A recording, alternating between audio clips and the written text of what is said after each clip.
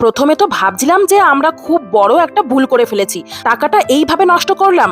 কাঁকড়া কাটতে পারি না যখন কিনলামই বা কেন, এখন এইগুলোকে কাটবো কিভাবে আর রান্নাই করব কিভাবে। কিন্তু পরে ভাবলাম এখনকার দিনে এইসব নিয়ে টেনশন করারই বা কি আছে, এখন তো সবকিছুরই মুশকিল আসান হচ্ছে ইউটিউব।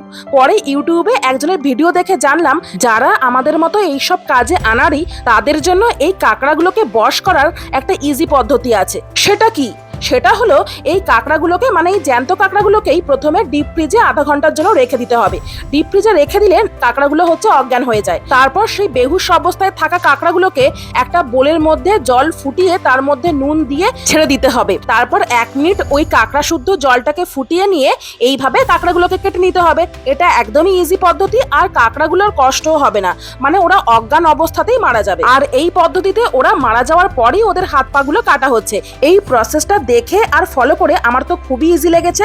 আর আমরা তো না বুঝেই সব কাঁকড়াগুলোকে ফিমেলি নিয়ে এসেছিলাম, সেই জন্য সব কাঁকড়াগুলোর ভেতরে এইরকম ভর্তি ডিম হয়েছিল। কিন্তু দুর্ভাগ্যের বিষয় কাঁকড়াগুলোর ভেতরে মাংস কম ছিল। তবুও এই কানাডার মতো দেশে যে জ্যান্ত কাঁকড়া পেয়েছি, এটা ভেবেই আমাদের খুব আনন্দ লাগছিল। প্রায় 1 বছর পর কোনো জ্যান্ত জিনিস এখানে দেখতে পেয়েছি, এটাই অনেক। তারপরে এই তো কাঁকড়াগুলোর হাত পা সব ভেঙে তারপরে কাঁকড়ার বুকটাও মাঝখান দিয়ে এইভাবে কেটে দেওয়া হলো, যাতে রান্না করার সময় মশলাটা ভালোভাবে কাঁকড়ার মধ্যে ঢুকে যায়। আর কাঁকড়ার সামনেও যে দুটো বড় দাঁড় ছিল সেগুলোকেও থেতো করে দেওয়া হয়েছিল, ওই যে মশলা ঢোকার জন্যই। আর এটাই ছিল আমাদের প্রথম কাঁকড়া কাটার অভিজ্ঞতা।